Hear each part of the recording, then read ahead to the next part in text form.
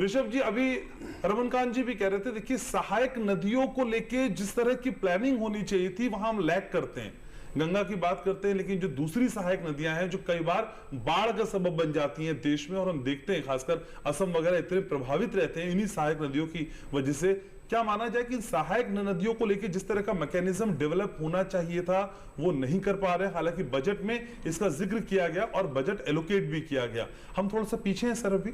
देखिए, इसमें जो सबसे बड़ी जो मैं कहना चाहूँगा कि मुझे उस स्थान पे जाने का भी मौका मिला 3-4 साल पहले। मैंने ब्रह्मपुत्र और उसकी सहायक नदियाँ जो भूटान से आती हैं इधर नॉर्थ आसाम में, तो वहाँ पे पगलादिया, आई नदी, चंपारण, धनश्री, इस तरह की जो नदियाँ हैं वो हर साल कहर ढाती हैं। और इससे न केवल आपदा प्रबंधन की सिचुएशन आती है, उससे हमारी जो सॉइल है वो भी, अगर आप बहुत सारी ऐसी रिपोर्ट है जो कहती हैं कि हजारों नहीं कुछ लाख एकड़ सॉइल जो है वो बर्बाद हो चुकी है, यानी वो खेती करने लायक नहीं है। यदि बाढ़ चली भी जाती है तो भी उन गाँव में पुनर्वास नहीं हो सकता, क्योंकि वो सॉइल जो है वो वॉश अवे हो जाती है। तो हमें यहाँ पे एक इंटीग्रेटेड अप्रोच लेकर चलना होगा। और मैं बहुत ही खुश हूँ कि ये जो हम जल शक्ति मंत्रालय बना है और जिस हिसाब से रिसोर्स की प्लानिंग की जा रही है और रिसोर्स अलोकेट कराए जा रहे हैं, अब हमें ग्रास रूट लेवल पे, ग्राउंड लेवल पे इसको कोऑपरेटिव पब्लिक प्राइवेट पार्टनरशिप में काम करने की ज़रूरत है। क्योंकि सिर्फ सरकार का उद्देश्य फैसिलिटेट करना, अभी तक हम देख रहे हैं पिछले 75 सालों में जो government is making and public is using, now we have to change the concept that public should also come forward, private should also come forward. आज हम अगर असम की सहायक नदियों की बात करें तो वहाँ पे कई बड़ी कंपनियाँ हैं जो उस एरिया में काम करती हैं। नेचुरल सी बात है कि हम इसमें पब्लिक प्राइवेट पार्टनरशिप का मॉडल अगर चलाएंगे तो उसमें और सफलता मिलेगी और लोगों में जागरूकता भी आएगी।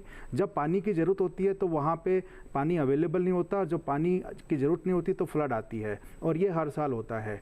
तो इसमें जो प्रबंधन है वो है एग्रीकल्चर, जो खन्ना जी ने बोला कि भी माइक्रो इरिगेशन, पाइपलाइन की जो नई पॉलिसी आ रही है, इन सब चीज़ों को जोड़ते हुए ब्रह्मपुत्रा में 3 टनल बनाने की बात भी माननीय प्रधानमंत्री जी ने पीछे करी है, मीडिया में इसका काफ़ी जिक्र हुआ। तो उन सब चीज़ों को, ये दूरगामी है, ये अमृतकाल चल रहा है, और ऐसे में अगर दूरगामी प्रयास किए जाएंगे और उन स्टेप को लिया जाएगा। मैं बीकानेर से आता हूँ, बीकानेर में महाराजा गंगा सिंह जी ने गंग नहर का निर्माण कराया था।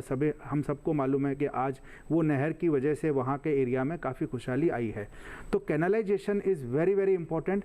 ना केवल कैनलाइजेशन से हमारे को बॉर्डर एक्सेस मिलेगा, हमारी डिफेंस फोर्सेस को बॉर्डर एक्सेस मिलेगा, हम वहाँ से नहरों के माध्यम से लकड़ी वगैरह जो बहुत सारी चीज़ों को ढुलाई करते हैं, वो ढुलाई भी हम अगर पानी से ढुलाई करेंगे तो बहुत सस्ती पड़ेगी डीजल और रोड के मुताबिक। तो ऐसे में इंटीग्रेटेड अप्रोच, होलिस्टिक अप्रोच के साथ अगर काम किया जाए और पब्लिक को उसमें जोड़ा जाए, क्योंकि जो हमारे फार्मर हैं वो छोटी लैंड होल्डिंग है, 155 मिलियन हेक्टेयर में हम खेती करते हैं, लेकिन 26 मिलियन हेक्टेयर हमारे कंट्री में डेवलपमेंट के लिए रेडी है, लेकिन आज वो डिग्रेडेड सॉइल है, बंजर है। और इसके बारे में कई बारी इंटरनेशनल प्लेटफॉर्म पे क्लाइमेट फाइनेंस और to combat the climate finance इसका जिक्र हुआ है, लेकिन उसको क्रियान्वयन करने के लिए ग्रास रूट लेवल पे कम से कम हमें 52 लाख करोड़ रुपए की जरूरत पड़ेगी, जो कि soil improvement, basic soil improvement की 2 लाख रुपए एकड़ के हिसाब से। तो उसका जो फाइनेंशियल प्लानिंग है, ये बजट में बहुत अच्छी दिशा निर्देश हमें मिला है, लेकिन आगे जैसे कि हम पॉलिसी और गति शक्ति प्रगति की बात करेंगे